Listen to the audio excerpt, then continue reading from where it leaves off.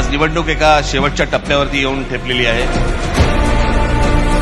घराघरामध्ये पाकिटं जात आहेत, पैशाची पाकिटं. आणि हीच आता निवडणूक संपली आहे, नेमणुका सुरू झालेल्या आहेत. भारतीय जनता पक्षाचे लोक पैसे वाटतायत आणि शिंदेचे लोक पकडतायत. काय चालू आहे सरकारात तेच कळत नाही. हा केवळ माझा नाही तर आपल्या सगळ्यांचा आवाज चेपण्याचा प्रयत्न चाललेला आहे. काय चाललंय हे? किती पैसे वाटायचे?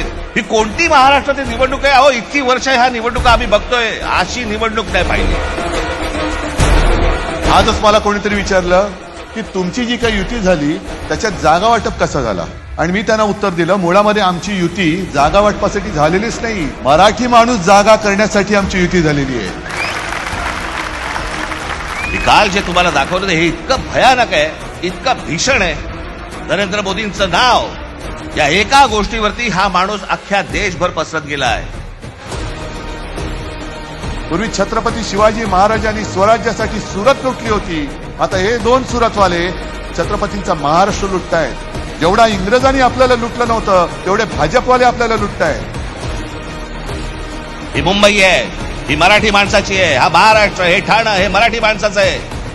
पण आम्ही तुम्हाला बांधील आहोत, अदानी किंवा भाजपला बांधील नाही आहोत. आम्ही देशभक्त आहोत, आम्ही महाराष्ट्र भक्त आहोत, आम्ही मोदी भक्त किंवा भाजप भक्त नाही आहोत. कोणत्याही क्षणी तुमच्या दरवाजावरती टकटक होईल. आज जर गाफील राहिलात कायमचे फसाल. ही आज एवढी तोबा गर्दी इकडे दिसते, ही पैसे न देता किंवा पैसे न घेता आलेले लोक आहेत. निवड स्पष्ट आहे.